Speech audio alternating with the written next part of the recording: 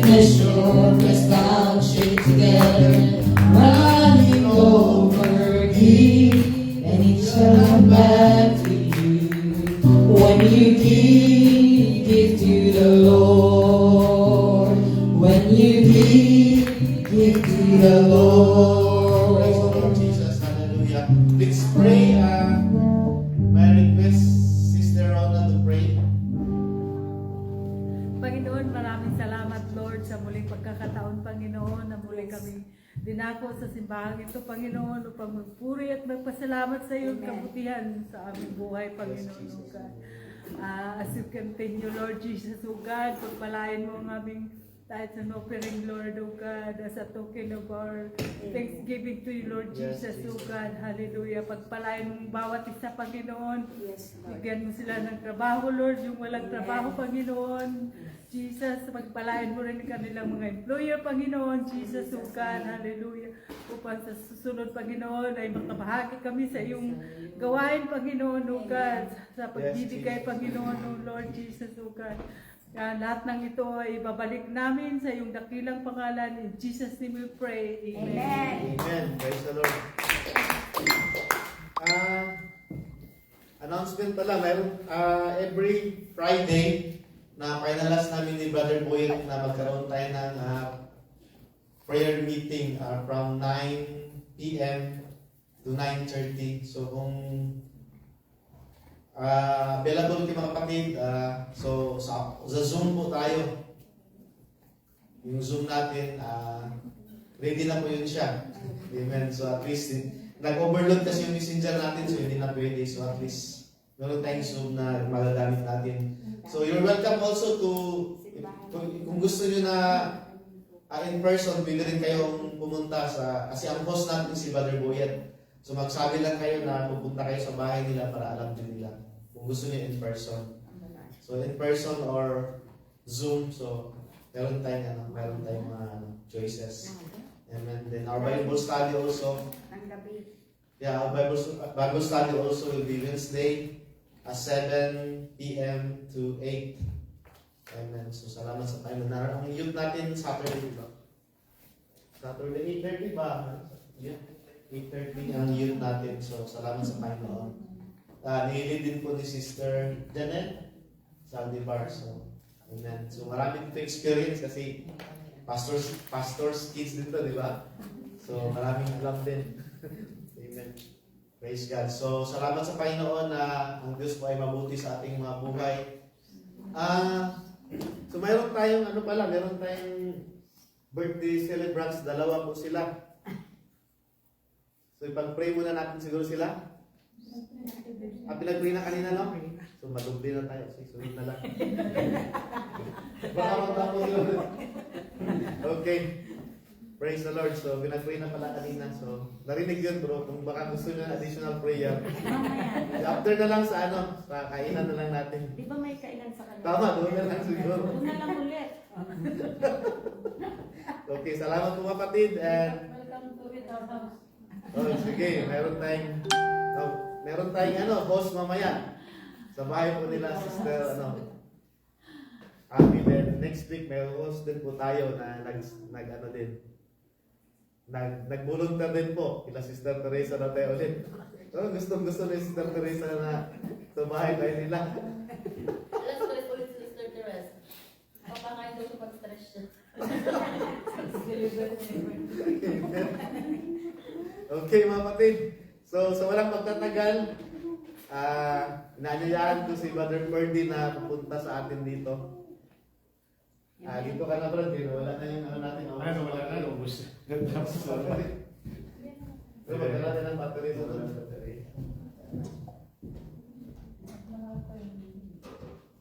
Praise the Lord.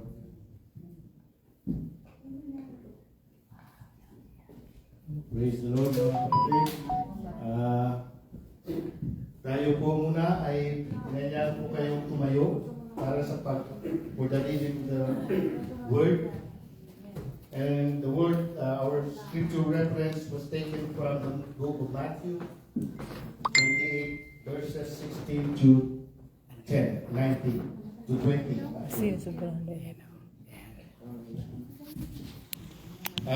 verse 16. Ang sabi po dyan, verse 16 ng 28, chapter 28, verse 16 to 20. Datapwat nagsiparoon ang 11 alagad sa Galilee. 11 na lang, hindi 12. Sa bundok na sa kanila ay itinuro si Jesus.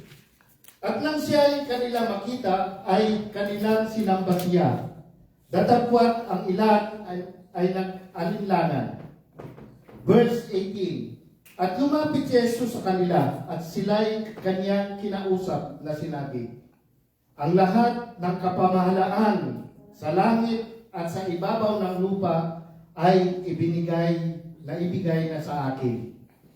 Dahil dito, magsiyaon nga kayo at gawin ninyong mga alagad ang lahat ng mga bansa na sila'y inyong bautismuhan sa pangalan ng Ama at ng Anak at ng Espiritu Santo. Amen. Na ituro ninyo sa kanila na kanilang ganapin ang lahat ng mga bagay na inuutos ko sa inyo. At narito, ako'y sumasa inyong palagi hanggang sa katapusan ng sanglibutan. Amen.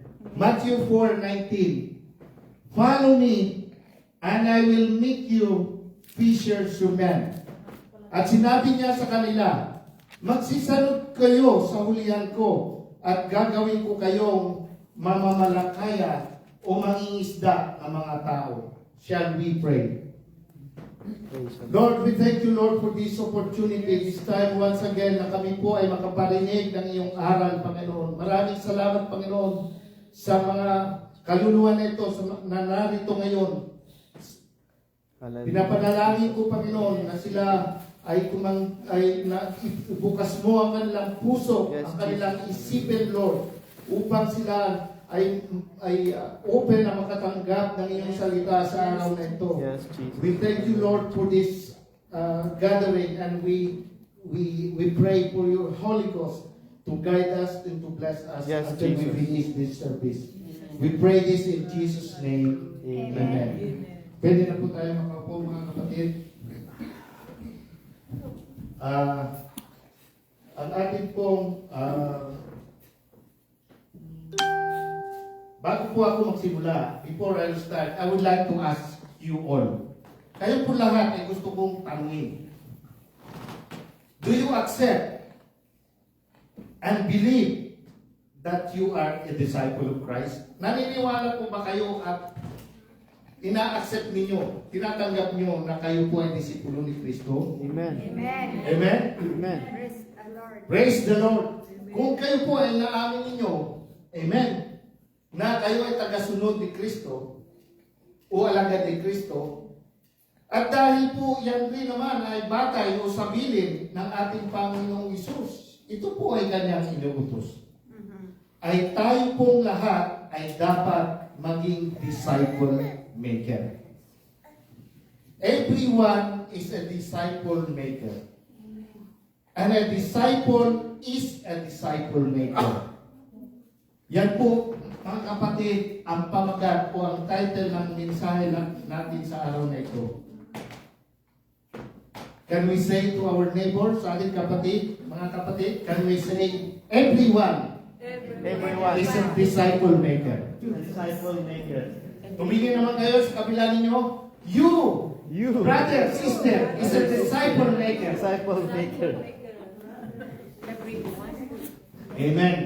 Sa Matthew 4, Everyone. versikulo 19, sinabi diyan, follow me, and I will make you fishers of men. Amen. Sumunod kayo sa akin at gagawin kayong mamamalakaya ng mga tao o ng mga isda. Pinapatungkol po nito ay tao na. So, follow me and I will make you a fishers of men. So, magiging mangingisda po tayo lahat ngayon. Amen. Amen. Amen?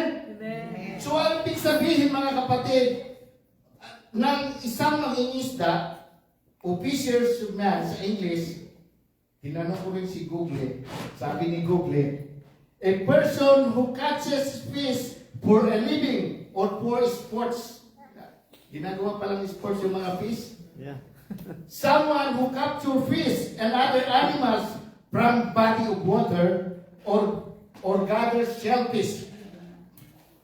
Ngayon naman, kung ikaw po pala, sister, kung ikaw po pala, brother, ay isang alagad, isang tagasunod, o isang disipulo ni Kristo, katulad ka daw ng isang mangingisda. Amen. Katulad ka daw ng isang fisherman. Tayong lahat po. So, ang iyong huhulihin, ang iyong bibingwitin ay hindi na po isda. Ang ating bibingwitin ay tao na. Kaluluwa na. So, bilang kung tayo ay mamimingwit, pero tika muna, si Jesus pala ay may requirement. May kondisyon pala si Jesus. Sabi niya, follow me and I will make you fishers of men. So kaya pwede rin pala sabihin ngayon na kapag tayo ay hindi sumusunod kay Kristo, ibig sabihin, hindi tayo magiging fisherman. Tama po ba?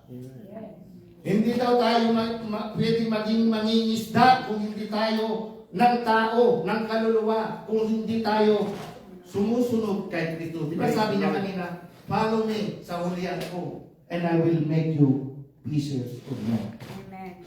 Ngayon, para po tayo maging matagumpay at epektibo na fisherman, Yes. para po tayo maging makabuluhan ng fisherman o mangingisda, dapat po meron tayong mga gamit na pangkawin. What we need ay fishing rod, hook, line, and sinker. We need lambat.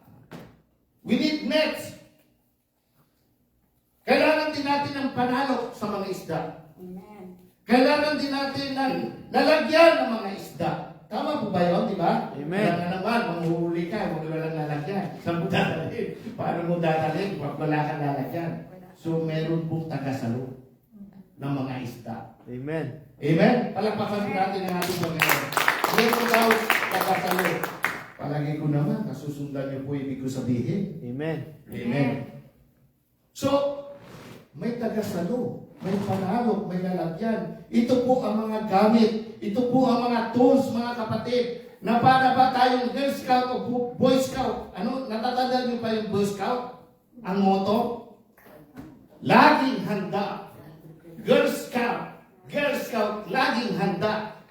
Laging handa, na dala-dala natin ang ating mga tools, dala-dala natin ang ating ang salita ng Diyos sa pagbabahagi sa kanila, sa pag-disciple. Dapat at meron daw po tayong kaalaman sa mga salita ng Diyos at handa po tayong magbahagi, handa tayong mag-share, handa tayong magpatuturo sa kabutihan, sa mga biyaya at ganoon din sa mabuting ipinagkaloob ng Diyos sa iyo. Alam niyo po, para hindi mahirap, alam ko naman sasabihin niyo mahirap eh. Mahirap naman yung brother eh. Hindi naman kasi ako evangelist. Hindi man mahirap mag-disciple. Mahirap mag-evangelize. Alam niyo mga kapatid, para huwag kayo may stress, magkwento ka lang. Amen. Magkwento ka lang na magkwento sa kanila, mga kapatid. Amen. Ikwento mo lang yung kabutihan ng Diyos sa iyo. Hallelujah. Ikwento mo lang kung paano ka binuksan at biniyayaan ng Diyos. Ipikwento mo lang kung paano ka pinagpala ng Diyos. Hanggang ngayon. Ikwento mo lang kung bakit ka narito ngayon. Amen. Bakit inabot mo na nandito ka ngayon? Anong araw ngayon? Anong petsa? Kabutihan ng Diyos sa iyo. Kabutihan ng Diyos sa akin. Alam niyo po mga kapatid, ito pong dalawang ito na kaibigan ko, kasama ko rin minsan sa trabaho minsan, ay basta ininyahan ko lang sila.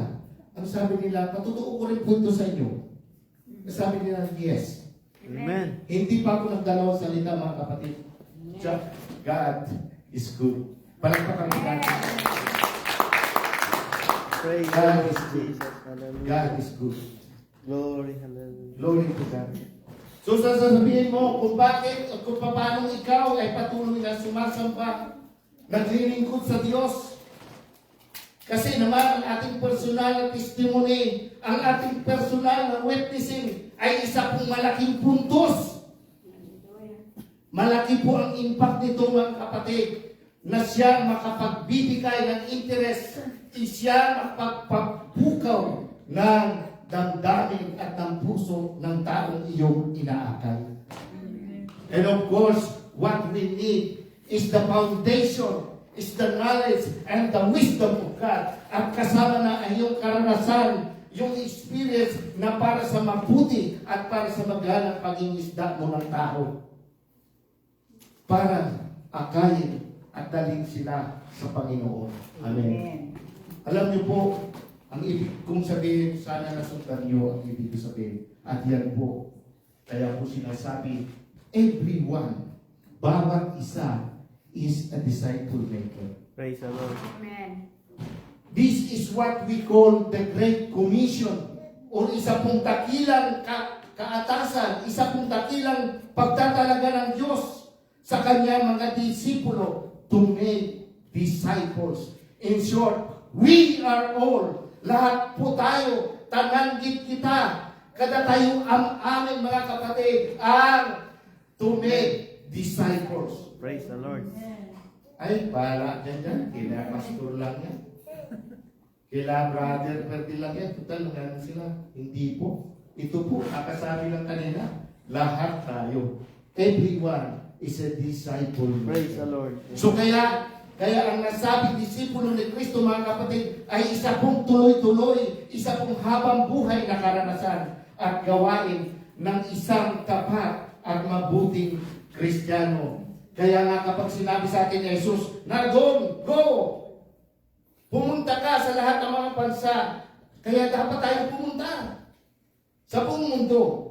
Kaya nga lang, wala tayong pera kasi pinapatur tayo ni Jesus Christ. Mag-tour daw tayo sa buong mundo at mag-evangelize, mag-disciple. Kaso lang, Lord, huwag man kami kwarta. Problema. Hindi nga kami makabayad ng utang, Lord. So ano ibig sabihin, mga kapatid? But what in other words, in a simple words, to evangelize, to make disciples, ay ibig sabihin, kahit saan ka man naroon, pwede ka mag-disciple, pwede ka mag-evangelize, wherever you are, regardless, wherever you are. Kahit dito, kahit sa kalsada, kahit sa bus, kahit sa sasakyan, kahit sa park, mas maganda yan pa sa park, di ba? Amen. And when we do it, kapag ginawa natin ito, mga kapatid, na gamit natin yung adhikain ng ating Panginoon, ang layunin at ang misyon ng ating Panginoon, at hindi po ang misyon ng ating sarili. Unahin muna natin ang Panginoon, di ba, sa kasabihan, seek ye first the kingdom of God, and all those things shall be added unto you. Amen. Hanapin mo muna, kapatid, ang kaharian at katwiran ng Diyos at ang lahat ng bagay, unti-unti mo makikita, ibinibigay niya para sa iyo. Praise the Lord. Tiwala. Tiwala ang katapat, kapatid. Pero kung wala po tayong katiwala, pananalay ko o paniniwala, matatakot tayo. Hindi natin kaya. Tiwala sa salita ng Diyos. So that is the Great Commission o dakilang komisyon nang punuin daw natin ang mundo. Punuin ng kaalaman, ng nakakapaghahayag, ng nakakapagbahagi ng taong nakakapagpatotoo ng mga Kristiyano na sumasamba sa Diyos at masigasig na sumusunod kay Jesucristo. Matthew 28:18 to 20. This is the statement with authority. Praise the Lord. Amen. Sabi niya dyan, why? Bakit tayo? Why we make disciples? Mga kapatid, we make disciples because it is a command of Jesus Christ with authority. At yung authority na yan ay itinalaga o dinelegate din ng Panginoong Jesucristo sa bawat isa sa atin. Hindi lang sa pastor, hindi lang sa evangelist. Amen. Praise So who should make disciples? All of us who are believers of Christ are to make disciples, are to evangelize, mga kapatid. So when we make disciples, kailan? When we make disciple until the end of time, until the end of the age. Yeah. Maglalarawan muna po ako ng maiklit ng kwento. Sino mahilig sa it-all-you-can? Mandarin, Kamayan, Tinono. Di ba? Alam niyo po, sa it-all-you-can, di ba, dyan sa pag pumasok kayo sa it-all-you-can, naku, lakas-lakas ng pakiramdam mo dahil lahat ng gusto mong kakainin, makakain mo, di ba? So katulad din po mga kapatid, kasi mahilig ka sa Korean food, kakain, kukuha ka ng Korean food, Japanese food, European food, ano pa? Chinese food. At siyempre, yung mga Filipino foods, di ba? Hindi nyo rin iwanan yung Filipino foods. Pero mga kapatid, hindi ba totoo na kahit anong dami pa ng pagkain dyan, hindi nyo naman tinitikman eh. Lahat eh. Di ba pinipili nyo lang? That's right. Pinipili nyo lang ang gusto nyong kunin para kainin. Di ba? So ganun din po sa salita ng Diyos. Nakatulad din po mga kapatid sa isang buffet style sa Mandarin o sa Kamayan restaurant na kung saan nandyan nakahain na at ang dami, ang variety ng salita ng Diyos sa bawat pagsimba mo, sa bawat pakikinig mo sa Bible study, sa Zoom o kung saan man, sa pakikinig mo ng pagwawatch mo ng video sa Facebook ng UPC video. Ngunit ito ang tanong, ngunit karaniwang mindset ng mga tao ay pinipili lamang ng mga tao yung kanilang gustong pakinggan. At siya naman kanila lang susundin. Praise the Lord Jesus. Hello? Totoo po ba yun? Amen. Yun po, totoo. Pinipili lang po. Ayun ba nga po eh. Kuminsan nga, kapag bugbog-sarado ka na natin natamaan, tinutulog mo na lang. O kaya, natatahimik ka na lang. Di ba? Pag bugbog mo, binubugbog na mga brother per dito. Makatahimik ka na nga. O kaya, itulog ko na lang, naatok-atok na muna ako. Kasi po tayo namimili. Alam mo, walang pili ang Panginoon. Sabi niya, magdisipulo kayo. That's right. Magdisipulo kayo. Ay, wala. Bahala na sila pastor dyan. Bahala na sila magagaling dyan.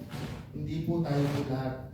But when I ask you, a while ago, tinanong ka kayo that you are disciple of Christ and you have accepted that we are disciple of Christ, then bakit po mga kapatid, hindi natin ito nasusunod o sinusunod? And so I will ask you again, mga kapatid, this time, and I will challenge you this time.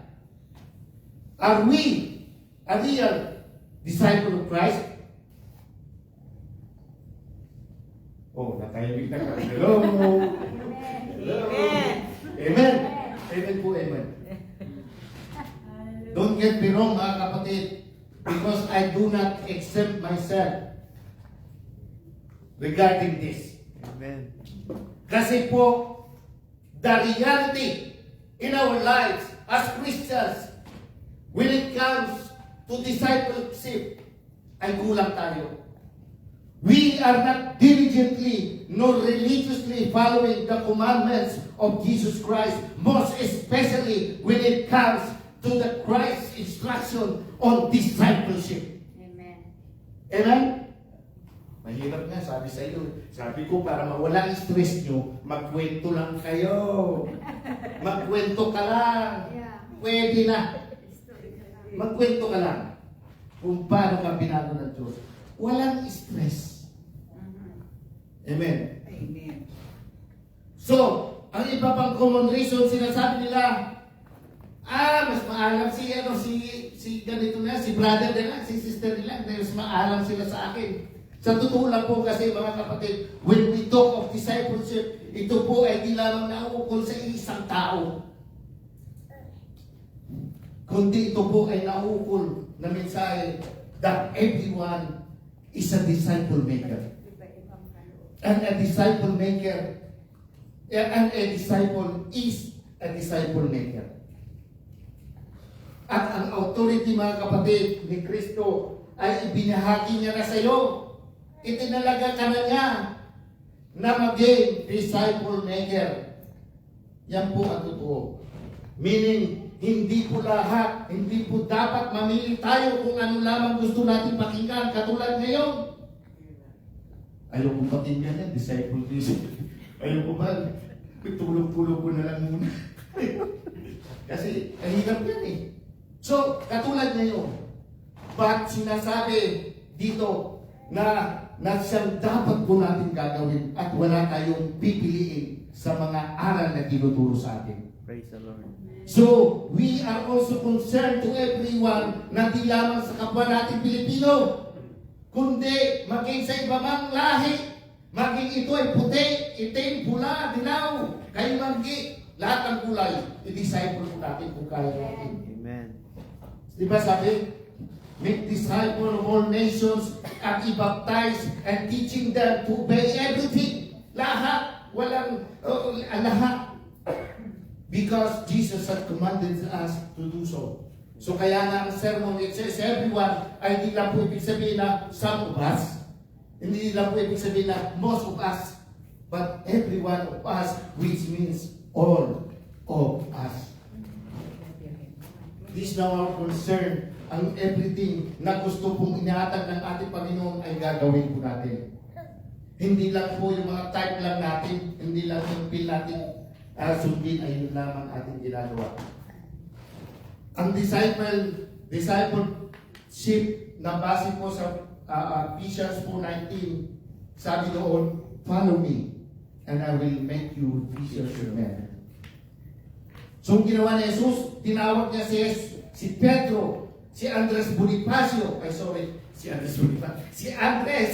Santiago, para si Sister Mercy, si Brother, tinawag niya po tayo lahat na tayo ay humayo at mag-disciple.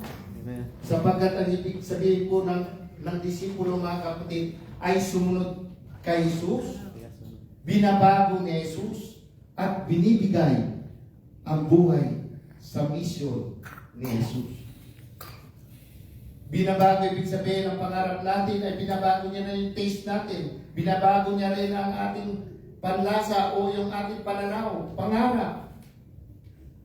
At dahil binigyan tayo ng bagong pag-asa, bagong buhay, na kaya tayo may kapayapaan at may kagalakan. Kaya ang kagalakan at kapayapaan na yan, mga kapatid, ay dapat din natin ipaalam, dapat din natin ibahagi sa ating kapwa. Praise the Lord. Praise the Lord. So ano po ang challenge natin, ang hamon sa atin, ay yung utos ng ating Panginoon.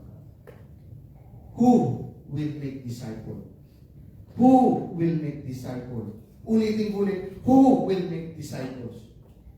We can only complete the mission kung ang bawat isa po sa atin ay aakay, tuturuan at sasanayin sila na maging tagasunod ni Kristo. Sabi po sa Isaiah 6:8, sinabi yan, I heard the voice of the Lord saying, whom shall I send? At narin pa, and who will go for us? Anong sagot ni Isaiah? Then Isaiah said, here I am, Lord, send me. Ngayon, ibabalik ko naman sa iyo ang tanong, kapatid. Ikaw naman ngayon, kapatid, ang tinatanong, kapag ikaw at nakarinig ng tinig ng Panginoon, at tinatanong ka, sino ang susuguin ko? Sino ang lalakad para sa akin, sabi ng Panginoon? Ano ang iyong sasagot? Pwede mo bang sabihin, here I am, Lord, send me, Lord. Papuntahin mo ako doon kung saan mo gusto. Hanggang sa maabot natin, mga kapatid, ma-extend natin sa ibang tao at makilala nila sila, nila si Jesus, na siya kung mission natin ay magagawa natin ito, but we have to start at one person at a time. one disciple at a time. We can be a teacher. We can be a teacher to them, to reproduce, to multiply, helping people to trust and follow Jesus. Tumutulong po sana tayo sa ibang tao na mas makilala si Jesus at magtiwala kay Jesus at sumunod kay Jesus. Mag-aakay po sana tayo mga kapatid na tuturuan natin sila at sasanayin natin sila din na mag-aakay and to make disciples. Ito ang mahalagang ilang sangkap na ibibigay ko po sa atin at para sa lahat. Unang sangkap, unang element ay yung paksa o focus sa discipleship ay si Jesus Christ. Tinawag silang 11 na alagad ni Jesus doon sa bundok bago siya umakyat sa langit at sila ay sumunod kay Jesus. Pumarahon sila, sumunod sila kay Jesus at sinamba nila si Jesus sa Matthew 28:16-20. So, as a born-again Christians and as a disciple of Christ, the center of our lives must be Jesus. Amen. Ngayon, tanong ko naman ulit sa inyo, saan ba umiikot kapatid ang buhay natin? Kay Jesus ba? It is sad to say sometimes na di lahat ng tao na si Jesus ang kanilang sentro sa buhay. And even Christians, we sometimes struggle to this. Bakit? Sapagkat minsan ay nakakalimot din po tayo mga kapatid dahil ang pera minsan, dahil ang trabaho minsan, dahil ang posisyon, ang katanyagan, ang material na bagay at kalayawan ang nagiging unang sentro at namumuna sa ating buhay. Yan ay nagiging goal o sentro po sa upuan ay yung sarili natin bago ang iba, bago si Jesus Christ. Kaya sabi ko nga kanina, hanapin mo muna ang kaharian at ang katwiran ng Diyos at ang lahat ng ito ng bagay ay idaragdag niya sa atin. Praise the Lord Jesus. It means yan po ang ibig sabihin ang paniniwala at yung tiwala ay mauuna palagi na panghawagan natin ang mga salitang yun sapagkat ang mga salitang yun ay pangako ng Diyos sa atin. Second element, Bible. Salita ng Diyos. Dapat daw ay mababad tayo sa salita ng Diyos. At hindi po tayo mababad sa FB, sa cellphone, nakababad. So sa halip i-disciple po natin yung mga pagbabasa doon sa FB natin, ay i-disciple po natin at tuturuan po natin ang iba sa salita ng Diyos. Sige, mag-share ka. At pag-aralan ng salita ng Diyos. Because the Word of God is profitable for teaching, for rebuking, for correction, and for training for righteousness. 2 Timothy 3:16 and 17. Pangatlong bagay, ang relasyon. Kanina sinabi ko, ay Jesus, center of our lives. Number 2, kalimutan ko na agad. Ano ba yung number 2? Bible, salita ng Diyos. Pangatlong bagay, relasyon. Ano itong relasyon? Hindi lamang mga kapatid na makakay natin, mapalubog natin, mapautismo natin, kundi ipagpatuloy po natin itatag ng maganda, ng mabuti ang ating relasyon sa Diyos at sa tao. Doon sa kanila. Sa Diyos sa pamagitan po ng tulong at pagtuturo sa kanila. Kaya ang napakahalagang gawin ay i-connecta natin, kapatid. I-connecta natin sila dito sa church. Dito sa Apostolic Evangelism Church community or family. No one can be a disciple alone. Ikapat na bagay, sadyain daw natin, tangkain daw natin o intentional daw na gawin natin. Ibig sabihin, dapat daw po may plano. Sabi ni Jesus, puntahan ninyo, go! Pero ang tanong, sino pupuntahan natin? Paano tayo pupunta? At kailan tayo pupunta sa kanila? Di ba? So dapat daw may plano kung ano ang gagawin natin at kung paano natin gagawin at kung kailan natin gagawin. Dapat daw maging intentional, mga kapatid. So sa oras nito, mga kapatid, pwede mo bang isipin na kung sino yung taong nag-akay sa'yo nung unang-una pa sa church? Pwede mo bang isipin kung sino ang unang nag-akay sa'yo na tao doon sa pag-Bible study? Sa gawain patungkol sa Diyos? Maalala mo pa ba kung sino sila? Kung hindi na, alalahanin niyo sila dahil gayon din naman ang inyong gagawin sa ngayon. Kayo din naman, bila para kayo makabawi, tayo makabawi, tayo din naman ay mag-aakay ng Diyos, ng tao na mag-disciple para sa Diyos. Kung paano ka natulungan nila, kapatid, ay ganoon din na sila ay tutulungan din po natin. Amen. So whom will I invite to disciple making? Number 1. Number 2, how? Paano? How will I bring them in? Paano natin sila dadalhin dito? Yan ang mga katanungan na pwede natin gamitin, mga kapatid. And number 3, how will we teach them to obey Jesus Christ? Ang isa pong napakabuting magandang halimbawa ay yung halimbawa po ng ating sarili to show to ourselves na mabuting halimbawa. Hindi nyo po ba siguro napapansin, alam nyo po ba yung tinatawag na networking? Multi-level marketing? Yung pyramid scheme? It is a great example of discipleship. Actually, doon po nagmula yan sa discipleship. Because you want to multiply, you want to reproduce. Yung sa multi-level marketing, mag-recruit ka na mag-recruit, at yung nire-recruit mo, magre-recruit pa rin para sa dami ng downloads mo, marami kang kikitain. Yan ang multi-level marketing. But the same principle ay networking. Amen. Discipleship is just simple networking. Sabi ko nga, magkwento ka na ng magkwento, kapatid.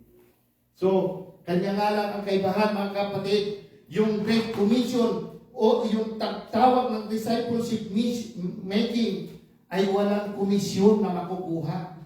Wala kang sweldo. Hindi katulad ng multi-level marketing. Wala kang kita. Kung tutusin, paluwal ka pa eh. Kung minsan, ikaw pa ang gagastos sa disciple making. Tama? Amen. Abunado ka pa. Pero dito walang scam, mga kapatid. Walang scam dito. Kapag-discipleship ka. Amen. Di ka lugi sa investment mo dito. Because it is guaranteed. Your investment is guaranteed that you will experience more of Jesus in your lives. It is guaranteed again na may kaalalay ka sa buhay mo habang nagdi-disciple ka. Kasama mo ang Holy Ghost. This and the Father is glorified when we bear much fruit, according to John 15:8. And our joy will be full. The second is the crown of rejoicing which will be given to you, to those who have led others to Christ. 1 Thessalonians 2:19. Yan ang ganansya mo. Diba sabi ko kanina, puro lang kang ganansya, puro ka pa bitaw ng pera. Abuno ka pa. Gastos ka pa. Pero ang dami mong ganansya. So habang ginagawa natin ito, ay makakaasa daw po tayo, mga kapatid, na ang pinangakong presensya ng ating Panginoon, tandaan ninyo, ikanya, tindaan ninyo, ako'y laging kasama ninyo hanggang sa katapusan ng mundo.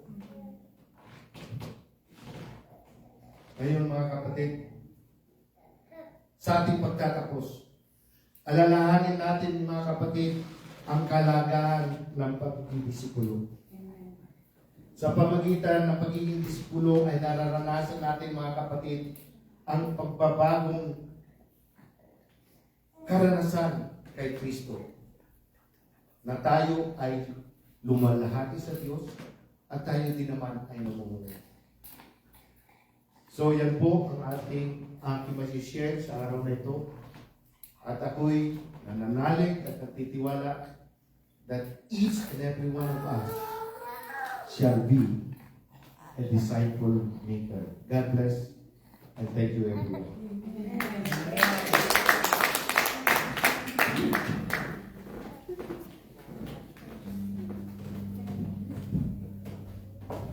Praise God, mga kapatid. Hallelujah. Let's clap our hands to the Lord, mga kapatid. Hallelujah. Praise the Lord. Thank you, Brother Curtis. Alam ka ng mensahe sa gabi ito. In everyone is a disciple maker. Amen? Akala ko doon lang sa pira padala yung huwan eh. Meron pala dito. Amen. So napagandang mensahe na kung ang Diyos kaya magtatanong sa atin, sabihin sa atin, whom shall I send? And we say that, here I am, Lord. Amen. Praise the Lord. So, pagmulay-mulayan natin yung salita ng Panginoon at kung nahirapan kayo mag-share, ikwento na lang natin. Amen. Dadaanin natin sa kwento na lang para hindi tayo mahirapan. Amen. Praise the Lord. So let's pray, mga kapatid. If you want to come to the altar is open for us to pray, and we will invite the presence of the Lord and meditate and the challenge is here. So let's accept the challenge that we are a fisher of men. Amen. Once you have Jesus in your heart, once you are baptized in the name of the Lord Jesus Christ in water and of the Spirit, you are a fisherman. Amen. Praise the Lord. Hallelujah. Praise the Lord. Praise the Lord Jesus. Thank you, Jesus, for your words tonight, Lord. So wonderful message for us, Lord. With his banner chains are broken, or washing filthy feet. Here I am, Lord, send me. If it's loving one another, even when we don't agree. Here I am, Lord, send me. Send me, Lord Jesus. Hallelujah. If I'm poor or if I'm wealthy, my service was the same. Praise the Lord Jesus. Thank you, Lord. Here I am, You save us from this world, Lord. And we have a mission, Lord Jesus, in this world, to preach the gospel to every creature. Use us, Lord, in thy vineyard, Lord Jesus. Hallelujah. Praise the Lord. Bigyan mo kami ng lakas ng Lord, Panginoon. Pag-share namin, Panginoon, sa salita ng aming mga kaibigan. Hallelujah. Praise God. Nakakilala, Lord Jesus. In the highways, the byways, Lord Jesus. Use us, Lord Jesus, to preach the story of faith. You are coming very soon. You are coming very soon, Lord Jesus. There's no time for us to sleep. If the truth cuts like an arrow, Hallelujah. I'm saying anyway. Oh, hallelujah. Cause here I am, Lord, send me. Send me, Jesus. That they'll reject me, Lord, I will still obey. Hallelujah. Hallelujah. Cause here I am, Lord, send me. Lord, use us in your kingdom, God. Use this church, Lord. Let my life reflect how much I love To you. win souls in the I kingdom, God. love you. Oh, give us a burden, Lord. Oh, my answer will be yes, Lord. 'cause I love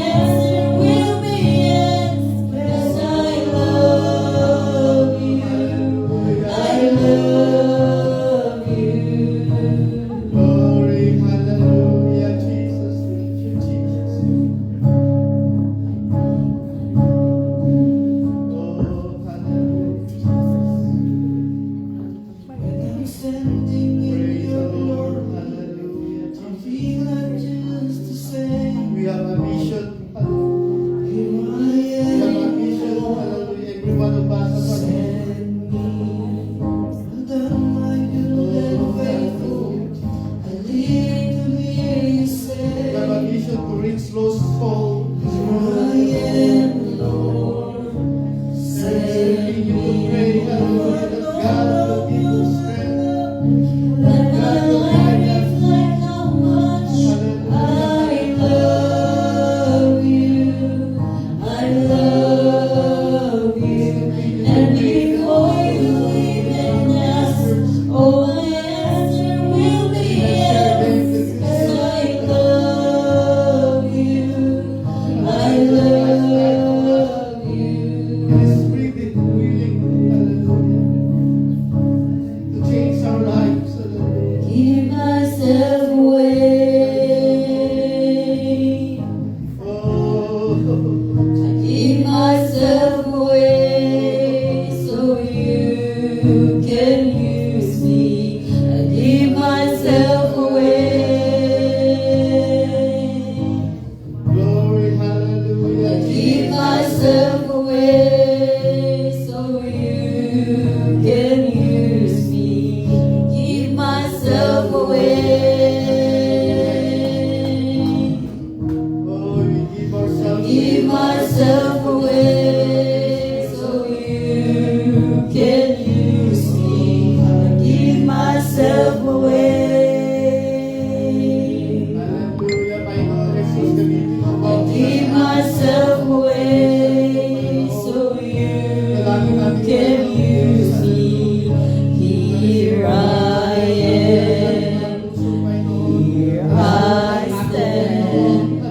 Lord, my life is in your hands. Lord, I long to see your designs revealed in me. I give myself away. I give myself away so you can use me. I give myself away.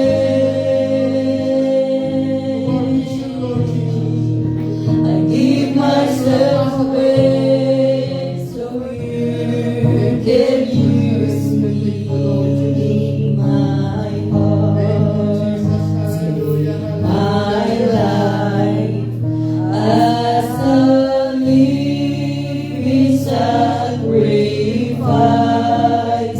All my dreams, all my plans, Lord, I place them in your hands. I give myself away.